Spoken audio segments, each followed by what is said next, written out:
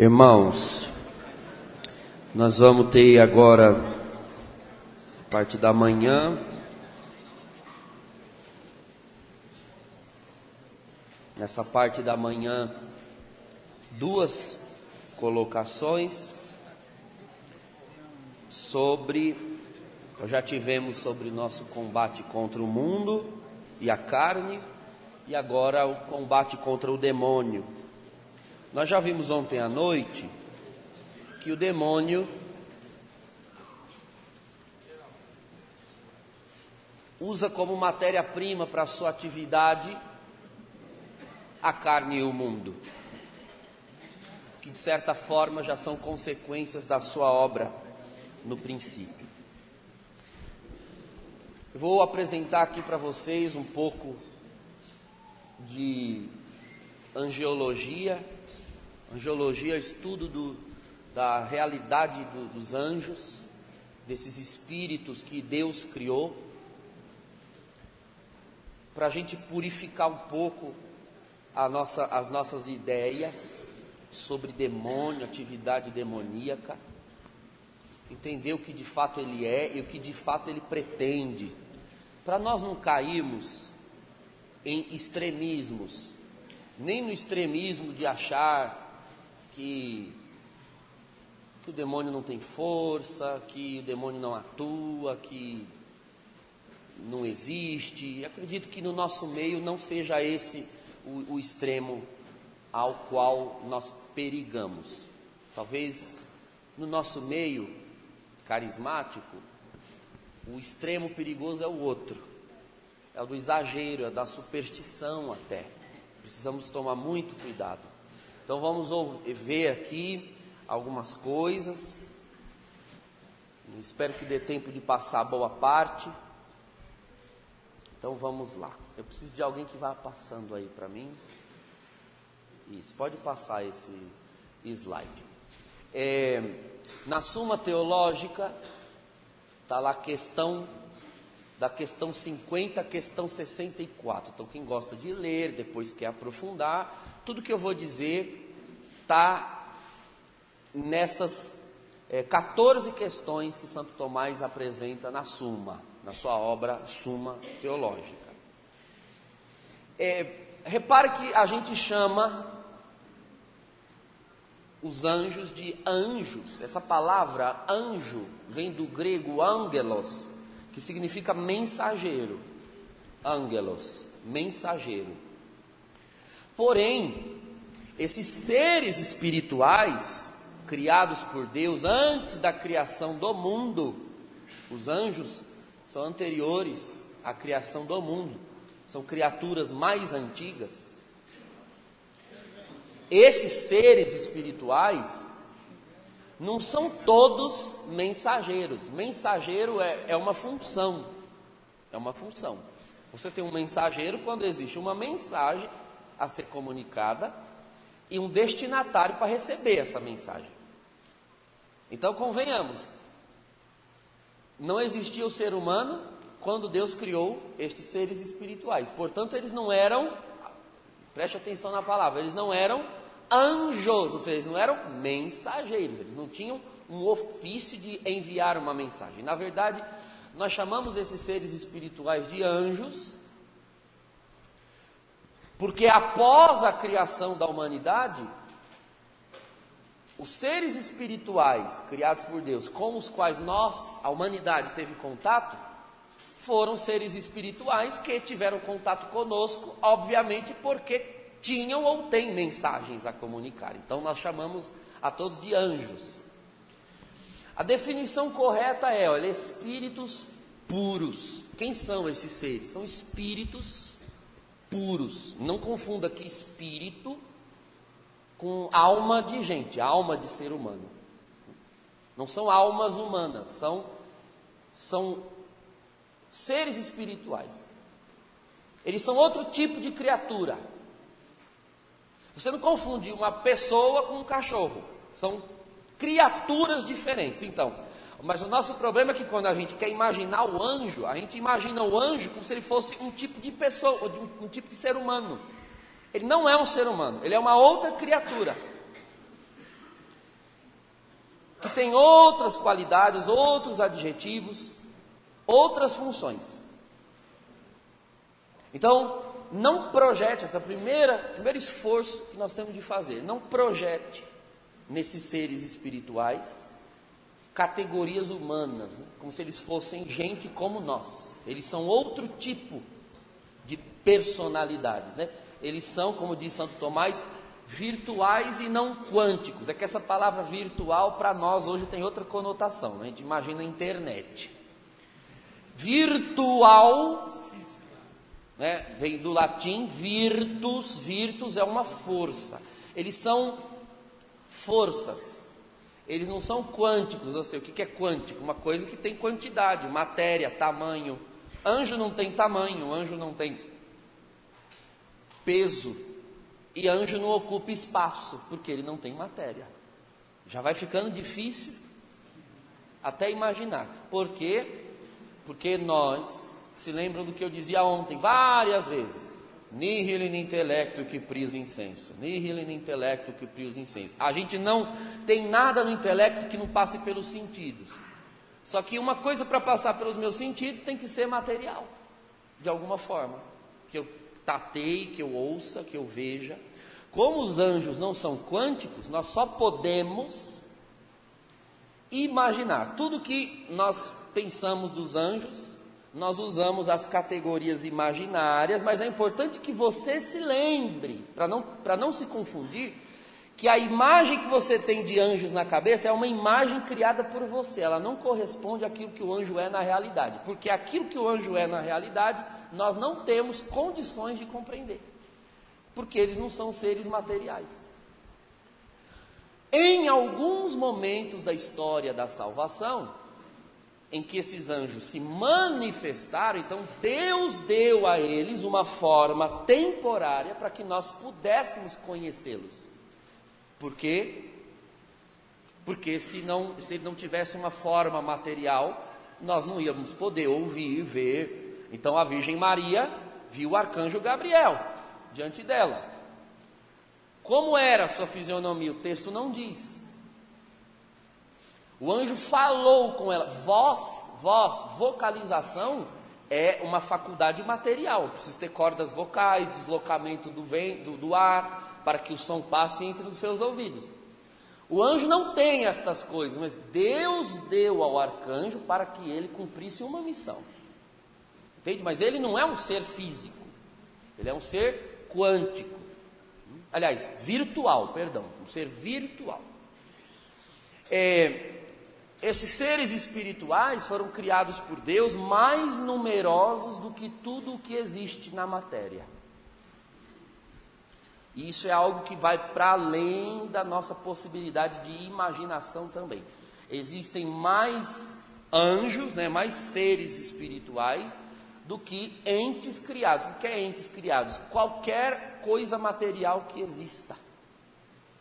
Existem mais. Quantos grãos de areia existem na praia? Não sei. Mas existem mais anjos do que aquilo. Quantos seres humanos já existiram e existem e existirão no mundo? Não sei.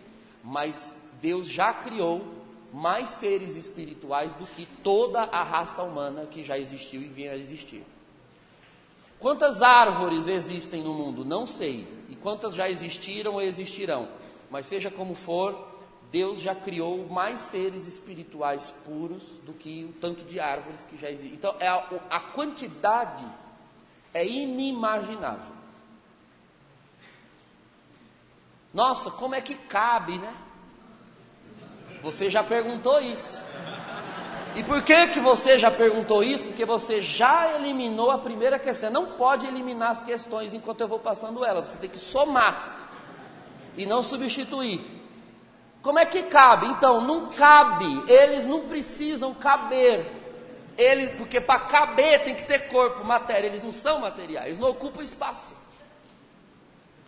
Então, um ser que não ocupa espaço é a mesma coisa que dizer, um anjo tem o tamanho deste salão, ou o anjo tem o tamanho aqui da palma da minha mão. Não faz diferença. O anjo não tem tamanho. Tamanho é um adjetivo que se aplica a seres materiais. O anjo não tem tamanho, não tem isso. Então não precisa caber, porque ele não cabe, porque ele não precisa caber, ele não tem corpo. E para que eles foram criados então? Uma primeira finalidade para a qual Deus os criou é para que eles auxiliem a Deus na presidência das criaturas corpóreas. Então eles não têm corpo para servir aqueles que têm. Estou falando isso aqui lá, ó, antes da humanidade ser criada, tá? Antes da humanidade ser criada, Deus criou os seres espirituais para presidir, para auxiliar a Deus na manutenção graciosa, como diz a teologia, na manutenção da graça sobre tudo o que há. Agora, Deus dotou esses seres espirituais de livre arbítrio e intelecto imutável. Então vamos entender aqui, livre arbítrio é a capacidade de fazer escolha. Esses seres espirituais não são fantochezinhos de Deus, nenhuma criatura é fantoche de Deus, o ser humano não é, e os anjos também não. Deus, assim como Ele nos está agora já nessa época, enquanto nós estamos na terra, assim como Ele está agora nos submetendo ao livre-arbítrio de amá-lo ou não, de crer nele ou não, assim também, de alguma forma, esses seres espirituais também já foram submetidos à possibilidade de escolher por Deus ou não. Tá? Então eles já foram submetidos, todos eles. E eles puderam escolher por Deus ou não. Eles têm o livre-arbítrio. Acontece que o intelecto desses seres espirituais não é como o nosso. O nosso é mutável, o nosso muda. Você com certeza achava uma coisa sobre algo e depois achou outra. Mudou de opinião, se arrependeu, voltou atrás. O nosso intelecto muda. Por quê? Porque a nossa capacidade de compreender é limitada. Então, como é limitada, eu preciso ir revendo ideias, revendo conceitos, crescendo neles, amadurecendo. Os anjos, eles têm um intelecto muito superior ao do ser humano, muito superior. Inferior ao de Deus, obviamente, mas muito superior ao nosso. Então, o intelecto desses seres espirituais não muda. Quando ele toma uma atitude, ou quando ele toma uma decisão, ou quando ele faz uma escolha, ele toma essa atitude, ele toma essa decisão de maneira definitiva. Definitiva. Porque o intelecto dele não muda. Esses seres espirituais têm uma capacidade muito superior à nossa de mensurar, medir todas as consequências de um ato de escolha, de um ato intelectivo. Então, por exemplo, algo que não faz parte da realidade desses seres espirituais é o arrependimento. Não existe essa faculdade interior nos anjos. Eles não se arrependem. Eles fazem uma escolha e amam a escolha que fizeram. E para sempre permanecem nela. Por quê? Porque eles são, olha lá, a primeira definição de novo, seres espirituais puros. Uma coisa, quanto mais pura é, mais simples ela é. Então, um movimento dela é um movimento único, definitivo. Nós não somos puros no sentido de formulação, constituição. Nós somos seres compostos. Temos corpo, alma.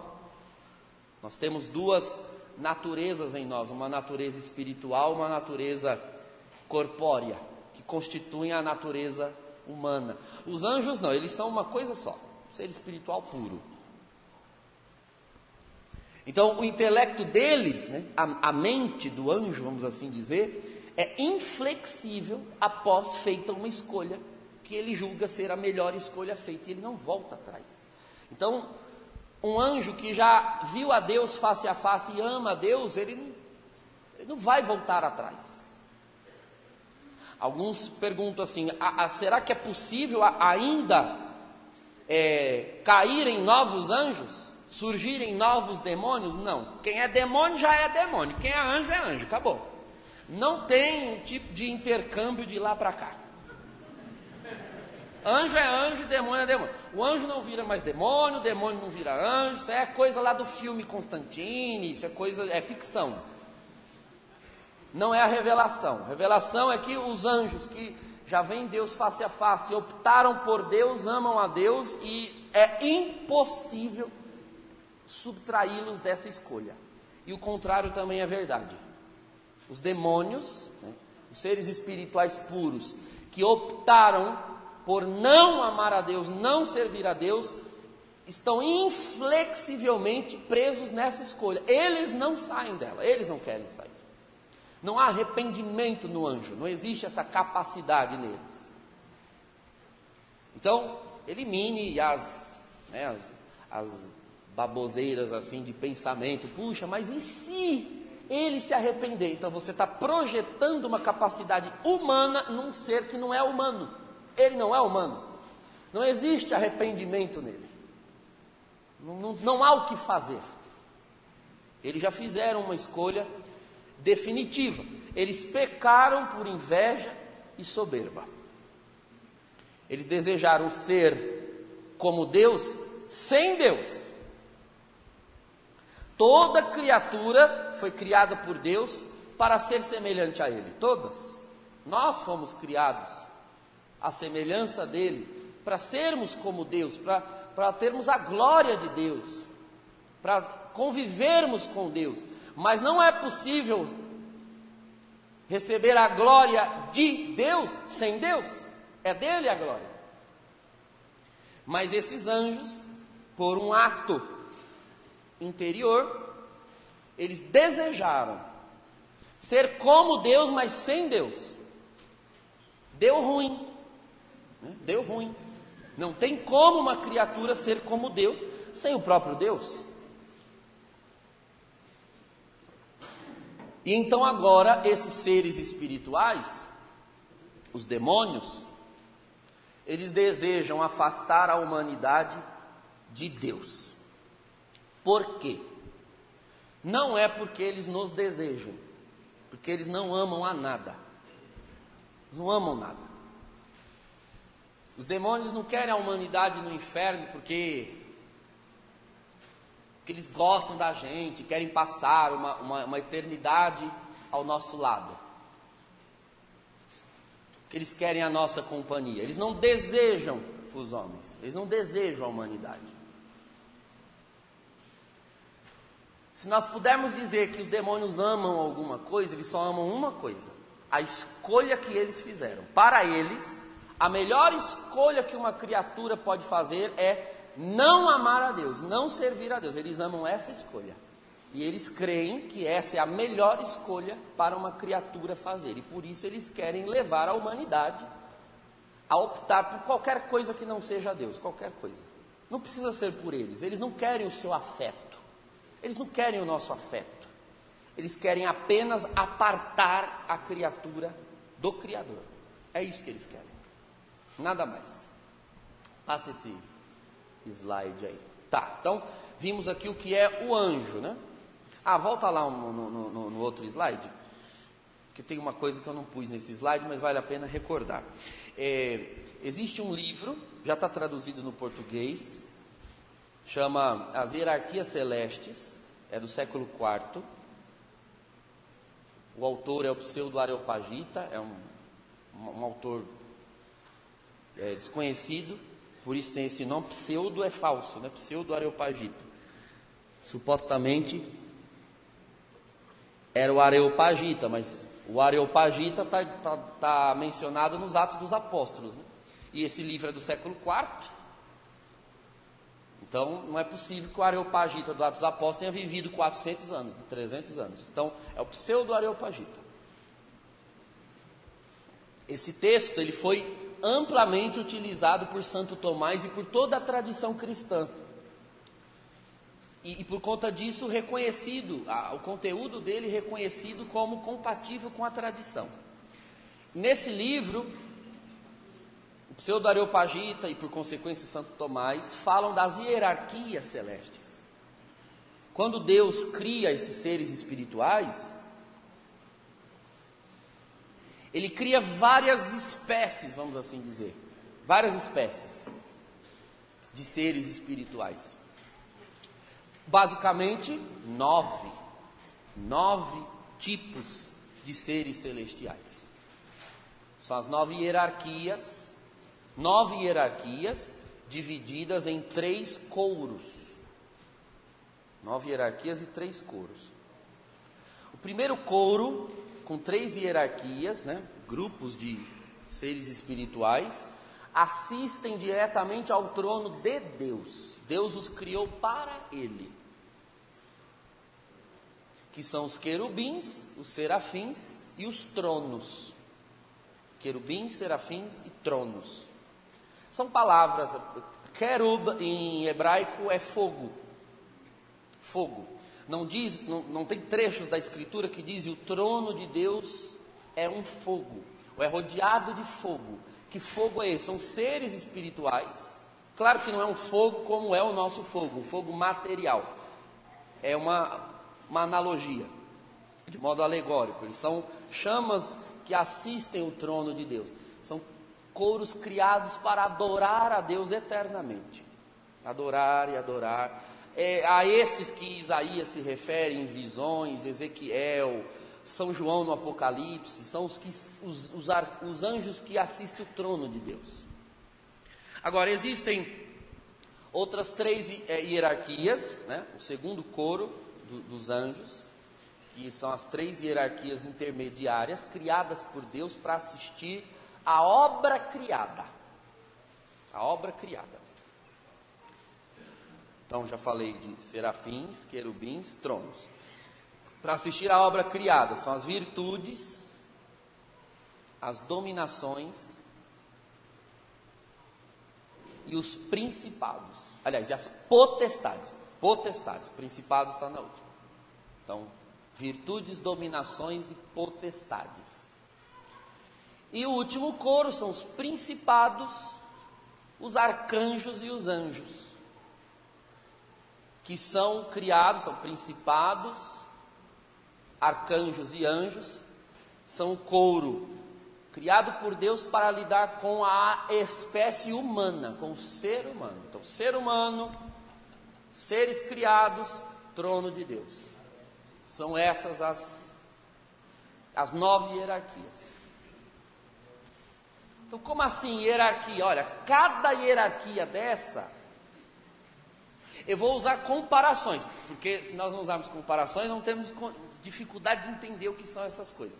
Nós, seres humanos, não temos etnias, temos raças. Então, uma raça não é a outra. Quem é negro, quem é branco, é branco. Quem é caucasiano, é caucasiano. Então, você tem o alemão, que é alemão. E assim vai, você tem etnias. Claro, é uma comparação bastante pífia, muito frágil.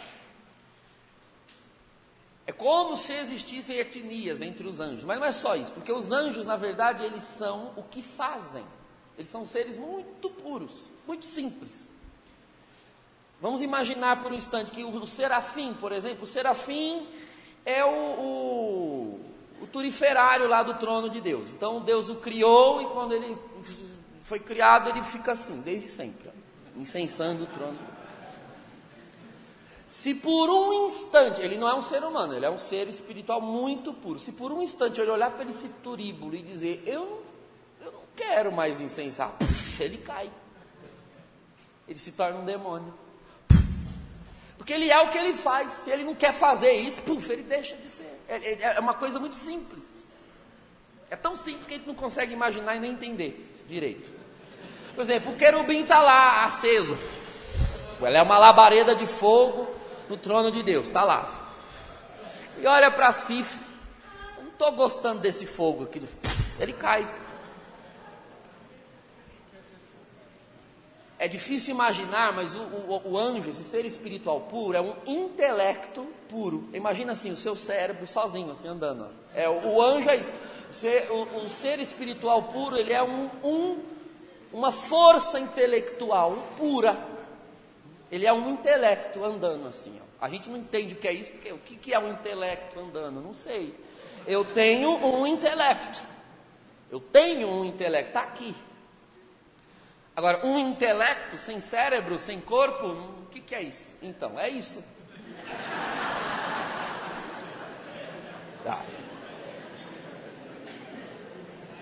Então veja, para cada hierarquia dessa, para cada hierarquia, Deus dotou um nível, né, uma profundidade de força, de sabedoria. Então cada uma tem uma proporção, cada hierarquia dessa tem uma proporção, uma força. Quando houve a queda original, aquele pecado dos anjos, decaíram seres espirituais de todas as hierarquias, de todas. Decaíram serafins, decaíram querubins, decaíram tronos, virtudes, potestades, denominações. Então, assim como você tem uma variedade de seres celestiais, você tem uma variedade de seres infernais, demoníacos. Eles não são todos iguais. Eles não têm todos a mesma força, a mesma capacidade. Não é à toa que o Lewis escreveu lá o demonão e o demoninho, né? Claro que isso é uma metáfora. Mas, em sentido figurado, realmente existem demônios com um poder de atuação muito maior do que outros. Tem uns demoninhos bem chechelento, que só, sabe, muriçoca. É só para atazanar mesmo. Parece uma muriçoca, um infeliz. É só para atazanar, para atrapalhar. Agora tem aqueles que realmente fazem, né, estragos significativos. É por isso que você vai encontrar na Escritura alusões a principados e potestades que precisam ser combatidos e alusões a principados e potestades que são gloriosas. Na carta aos Colossenses, você vai encontrar partes mencionando principados e potestades que se rendem diante de Deus. Então, perante o nosso Deus se dobram principados, potestades. Está se referindo aos principados e às potestades celestiais. Agora, nós lemos ontem Efésios 6, dizendo que é contra principados e potestades que nós lutamos. Eles se rendem diante de Deus ou eles são demônios? Então, tem principados e potestades que adoram. E tem principados e potestades que odeiam. Assim como existem anjos celestiais, existem anjos decaídos. O que eles são enquanto natureza não mudou. E isso é possível a uma criatura. Um ser humano é sempre ser humano, imagem de Deus. Agora, você tem seres humanos que creem, que adoram, que querem ser santos, que são santos de fato, e outros rebelados. Deixou de ser humano? São seres humanos. Então, a natureza do que eles são não muda. Não muda. E Deus não revogou a natureza desses seres espirituais. Pode passar esse slide aí. Muito bem. Então, já entendemos os anjos. Vamos entender um pouco o que é o ser humano, porque senão a gente vai se atrapalhar aqui no caminho. Vai ficar achando que é do anjo aquilo que é do homem, que é do homem aquilo que é do anjo. E não vamos entender quais são os dinamismos que os demônios vão usar para atuar sobre o ser humano. Então, um pouco aqui de antropologia cristã, né? Como a fé cristã entende o ser humano.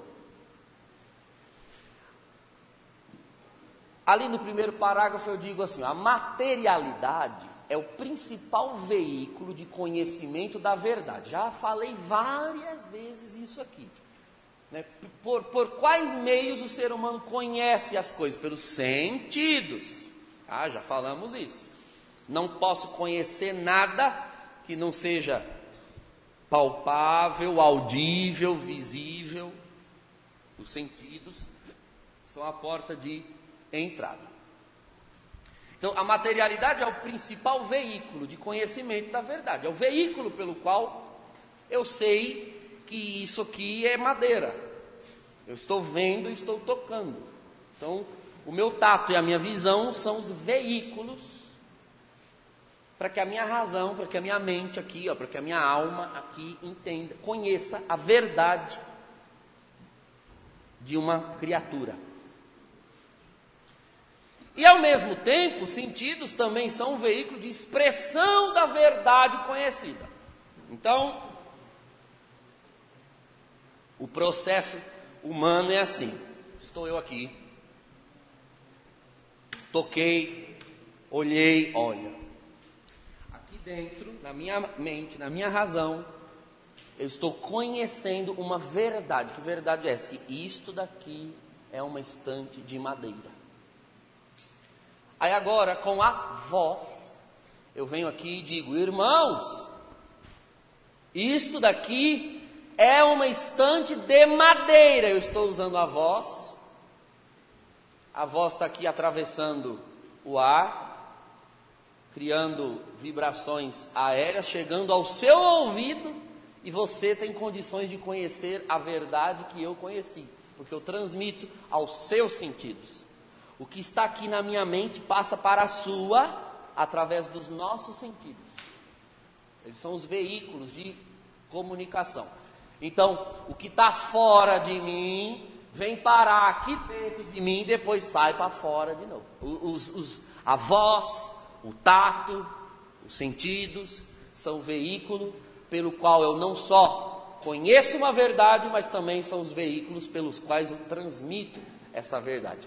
Então o intelecto aqui, a minha consciência, a sua consciência, é o local de encontro da alma espiritual, com as outras realidades espirituais. Lá na carta encíclica Esplendor da Verdade, Veritatis Splendor, de João Paulo II, ele diz justamente isso. A consciência, aqui dentro, consciência é o local de encontro do que eu sou com o que a realidade espiritual é. É aqui que Deus fala comigo. É aqui que você ouve a voz de Deus, dizendo: não faça isso não, faça isso aqui. Quando você tem uma palavra de ciência, uma profecia, onde é que ela vem? É aqui, é na sua consciência, que a gente chama de coração, né? O Senhor falou no meu coração, uma linguagem mais teológica, espiritual, mais poética, para dizer, falou aqui, na minha cabeça. Se você fizer um transplante de coração, aí você vai deixar de ter palavra de ciência, que o coração que Deus falava foi embora. Não é aqui, é na mente. Você vê uma imagem, você escuta uma palavra, é aqui, é na consciência. A consciência é o local do encontro da minha alma com a realidade espiritual. Então eu posso ouvir a Deus, eu posso receber inspirações destes seres espirituais. Deus colocou esses seres espirituais para nos servir, me referindo agora aos anjos da guarda, aos anjos que vêm inspirar, proteger, livrar, os anjos celestiais. É na minha alma, é na minha consciência que eu tenho condições de abstrair a voz de Deus, a voz do Espírito de Deus e de tudo que é espiritual. Mas o pecado, ele ofuscou a nossa capacidade de conhecer a verdade. Está lá, eu estou citando aqui a Veritatis Splendor, né? No parágrafo 1, primeiro parágrafo do documento, e também o Catecismo na Igreja, no 847, diz a mesma coisa. A nossa razão, ela foi ofuscada, nós não temos mais condições de conhecer a verdade, nós fomos atingidos por uma ignorância invencível, invencível. Ou seja, sozinho, nenhum ser humano pode conhecer a verdade, é impossível. Ou a verdade é dada, revelada, ou nós a desconhecemos plena e totalmente. Nós não temos condição, é uma ignorância invencível. Então Jesus vem, quando se encarna, ele vem de forma material pela encarnação. Então Deus se faz carne, porque nós não podemos conhecer nada que não seja material. Ele sabe disso, porque ele nos criou assim. Então ele adquire para si um corpo. Ele se torna matéria, carne, para que ele, que é a verdade, agora seja conhecido por nós, porque agora Jesus pode ser tocado, escutado. Agora os sentidos podem acessar a verdade, porque a verdade agora tem forma, tem cabelo, tem barba, tem voz. A verdade agora é uma pessoa. Então eu posso conhecer pelos sentidos, pela visão, pela audição, pelo tato. Então ele, de forma material, na encarnação e na Páscoa, ele realiza a obra toda de salvação, e ele aperfeiçoa de forma espiritual essa revelação da verdade, pela efusão da graça, do Espírito Santo. Então agora nós temos acesso em Jesus à verdade, porque ela se fez matéria, mas ela continua se atualizando nas nossas vidas pela via da graça, da revelação, da inspiração. Então nós temos os sacramentos. Jesus escolheu os sacramentos para permanecer no meio de nós. Qual é a necessidade dos sacramentos? A mesma necessidade, a necessidade dos sacramentos se dá pela mesma necessidade que nós temos de coisas materiais. Eu não posso conhecer uma coisa que eu não pego, que eu não ouça, que eu não coma. Então como é que eu posso conhecer, por exemplo, perdão dos pecados, se eu não ouvir a absolvição? Eu tenho que ouvir palavras que deem a mim a certeza de que estou perdoado dos meus pecados. Então existe um sacramento, um sinal visível, no qual eu ouço: eu te absolvo dos teus pecados, em nome do Pai, do Filho e do Espírito Santo. Isso é um sacramento, é um sinal visível. E todos os outros sacramentos servem para isso. Então, os sacramentos, eles condensam, eles concentram a verdade que Jesus nos deu, a verdade dada. Sumiu minha toalha, eu suo igual um pano de cuscuz. Depois alguém acha uma toalha para mim. Ah, tá ali, glória a Deus. Isso aqui eu estou juntando. Se um dia eu for santo, aí vocês corta de relíquia, né? Agora, enquanto eu não estou canonizado, ela pode servir de quê? Ó, aqui, ó, de sacramental. Olha lá, estou emendando um assunto no outro. Então, é brincadeira do sacramental. Mas o que é o sacramental? Olha, o sacramental impetra. O que é impetrar? Impetração é uma invocação. Uma invocação. O sacramental impetra, ele invoca um efeito espiritual sobre as pessoas que usam, para que elas sejam fiéis ao sacramento. Então, por isso ela tem o nome. O sacramental é uma seta para o sacramento. Então, atenção, sacramental, o que são sacramentais? Tudo aquilo que recebeu invocação divina. A água benta, um crucifixo, um terço. Mas para que serve isso? Para invocar a graça. Os sacramentos impetram, né? Invocam a graça. Não são objetos que têm neles uma força, porque isso é a chamada superstição. Então eu vou passar esse terço em você. Está sentindo? Sentindo nada. Atribuir ao objeto material uma força mágica, uma força espiritual, é superstição. Sem o exercício da fé, sem a impetração, sem a fé, o objeto não tem força nenhuma. Os únicos elementos materiais que têm força neles mesmos são os sacramentos. Os sacramentos, sim, tem força em si mesmo, ex opere operato. Então, a presença de Jesus na Eucaristia não é uma presença que está ali porque eu tenho fé que que está. É a minha emoção. Porque eu tenho fé que está. Não. Você tendo fé ou não é presença real. Mas os sacramentais não são sacramentos. Os sacramentais não são sacramentos. Vou passar adiante para eu avançar nesse assunto. Então, olha só. Por que eu falei sobre os espíritos puros, os seres espirituais, e um pouco sobre o ser humano? Para que agora você entenda quais são os meios, os veículos de atuação do demônio. O demônio, meus queridos, o demônio, ele é o invejoso por excelência. Está escrito isso na palavra, o invejoso. O demônio não cria nada. Só Deus é criador. Ele não é criador, mas ele é criativo. Ele não é criador, mas ele é criativo. Ele cria coisas a partir do que já existe.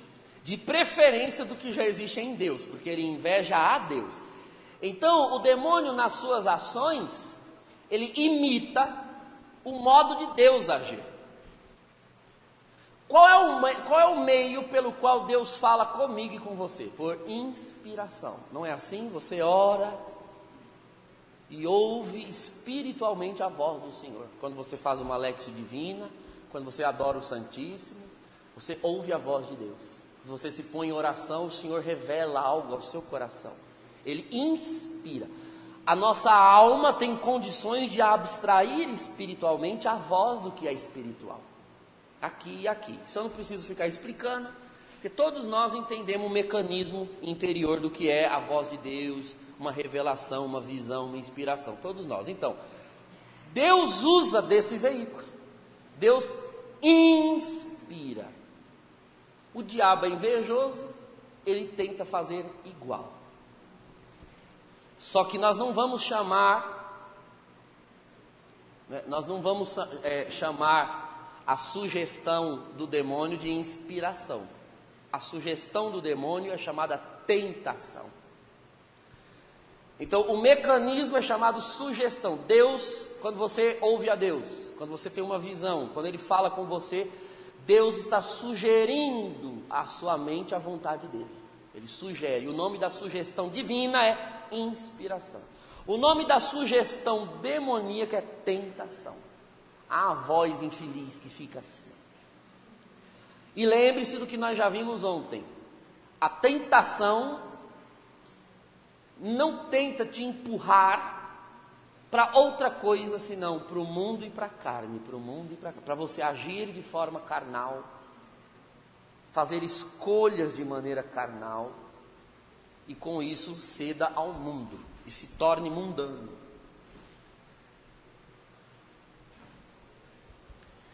Então todos nós aqui sabemos perfeitamente do que é que eu estou falando. Assim como diariamente nós ouvimos a voz do Senhor, diariamente nós ouvimos a voz do cão. Aqui ó, tentando. Quando alguém lhe faz um mal, ou lhe diz algo que desagrada, lá na sua mente, na sua alma, você tem a voz da palavra dizendo perdoa. E tem outra do lado dela dizendo se vinga. Você entende o que eu estou falando? Tentação e inspiração. O famoso desenho animado do anjinho e o demoninho. O anjinho e o demoninho. Só que isso se dá na nossa consciência. Porque o diabo sabe que Deus vai sugerir, que Deus sempre vai inspirar, que Deus quer falar o coração. E aí ele vem e quer falar também, porque é invejoso. O diabo macaqueia, imita todos os feitos de Deus, porque ele é o invejoso por excelência. Deus inspira, ele vem e tenta, usando o mesmo mecanismo,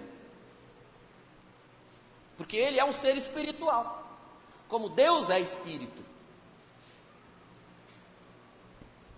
Então a composição, digamos assim, composição, que Deus não é composto, Deus é um ser incriado, mas Deus é espírito.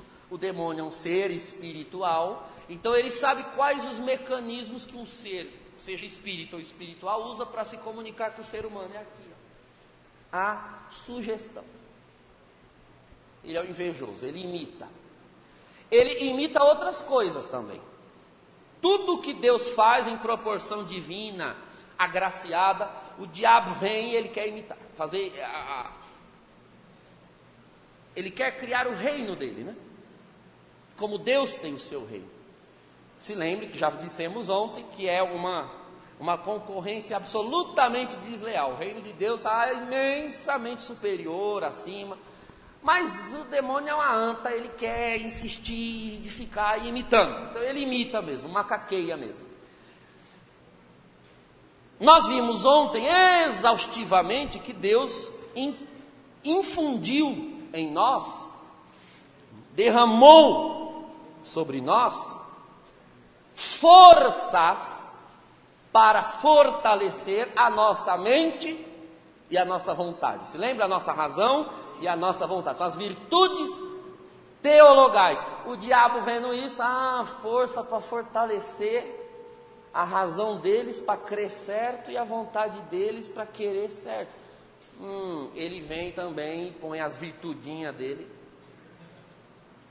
para fortalecer a mente da pessoa no que é errado e fortalecer a vontade no que é errado. Ele imita. Ele também tenta criar formas virtuosas. Ele não consegue infundir uma virtude, mas ele macaqueia operações virtuosas, né? Operações virtuais, melhor dizendo, virtuosa não, operações virtuais. Então, como Deus tem virtudes teologais que infundem em nós, o demônio realiza opressões. A opressão é uma tentação num nível muito superior que prende a pessoa no seu vício.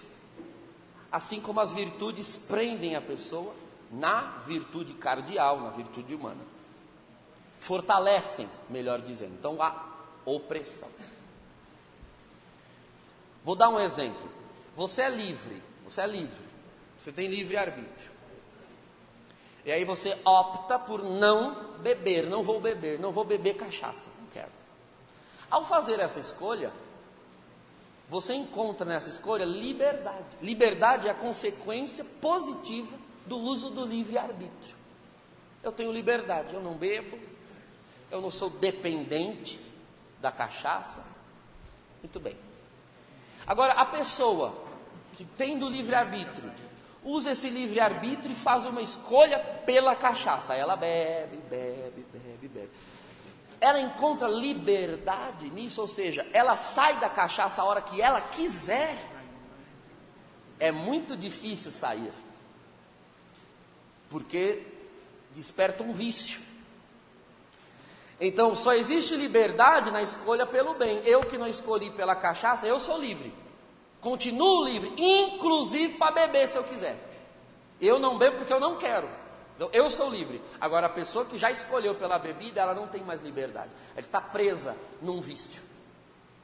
Ela não sai a hora que quer. Agora, se ela tentar sair, meu camarada, a luta. Se você já fez a experiência de acompanhar pessoas que querem se libertar do mal, do vício, do pecado, então elas sofrem não só as inclinações carnais naturais. Isso é uma experiência que a pessoa que luta contra o vício faz.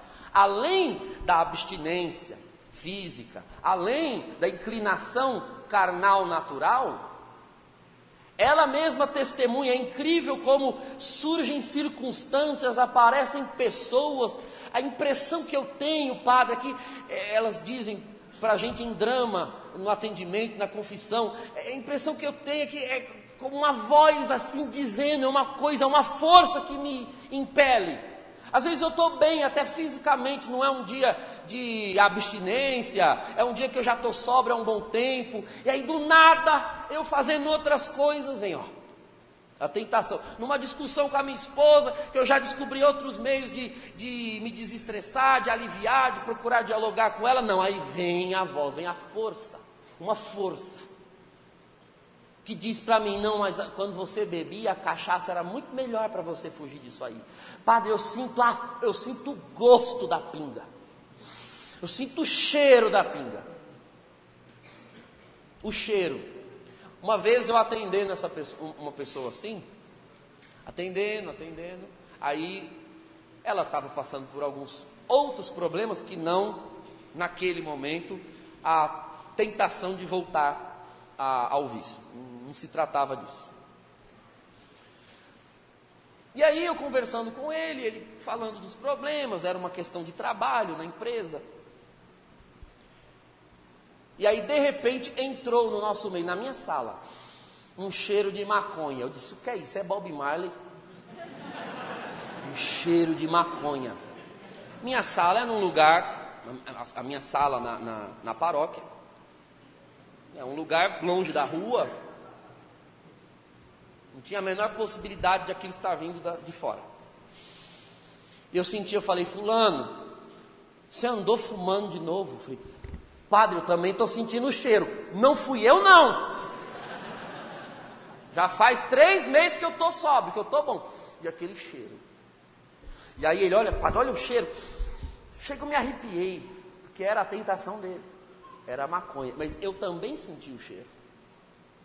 Também senti, falei, ó. Não era só uma tentação, era uma opressão. O diabo, ele tenta com força, ele pode vir a tentar, viu? Não é assim, com todo mundo agora tem uma opressão. Não funciona dessa forma, mas existe a possibilidade da opressão. Ele criar cheiros, ele criar vozes, isso é uma possibilidade. E aí nós oramos, clamamos o sangue de Jesus, a maconha foi embora. Diabo sujo. Então, o inferno não tem só cheiro de enxofre, tem de maconha também. Agora veja aqui, isso aqui eu estou demonstrando, agora um parênteses, o demônio ele não é educado, já vou encerrar aqui nessa afirmação, o demônio não é assim educado, como Deus, que nos fortalece com as virtudes teologais, mas nós não sentimos a imposição de Deus. Deus não nos fortalece se impondo. Deus nos fortalece também de maneira virtuosa, aí sim, mas não se impondo sobre nós. Não é algo opressivo. O diabo não. O diabo não. Havendo uma permissão de Deus, que é uma permissão misteriosa, porque o diabo só pode fazer essas coisas se Deus permitir. Por que é que Deus permite? Eu também vou perguntar isso para ele. Porque ele nos permite ser tentados, permite alguns ser oprimidos e permite alguns, inclusive, serem possuídos, né? Que é uma possibilidade da ação do demônio, cada vez mais rara, mas ainda é uma possibilidade. Existe uma outra operação divina que o diabo vê que Deus realiza e ele inveja e macaqueia, que são os dons espirituais, os dons carismáticos.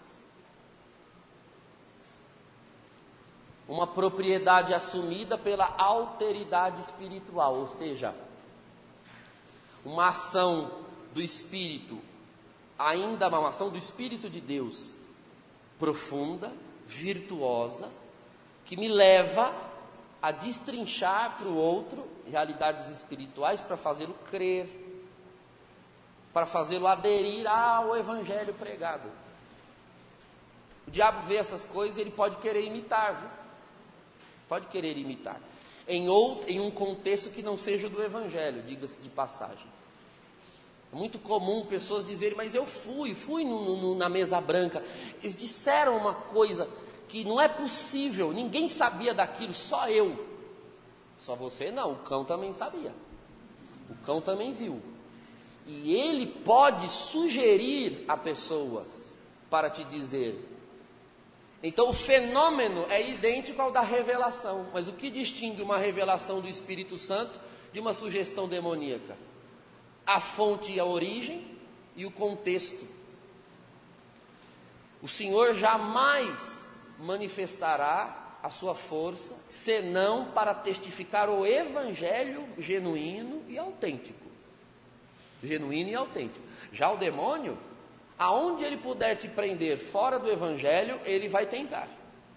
Então, ao procurar algo fora do evangelho, Se ele conseguir fazer com que você realmente acredite que fora do Evangelho você pode encontrar cura, você pode encontrar revelação, você pode encontrar adivinhação, você pode encontrar nortes para a sua vida, quanto ele puder te segurar lá e gerar credibilidade a estas práticas, ele vai gerar, para que você fique preso lá e não procure o Evangelho, inclusive ache que o Evangelho, estar no Cristo e estar lá é a mesma coisa. Porque ele macaqueia, ele, como é invejoso, imita as operações divinas. Já deu o horário, então nós vamos tomar um café e daqui a pouco a gente volta e eu encerro essa parte e é isso aí.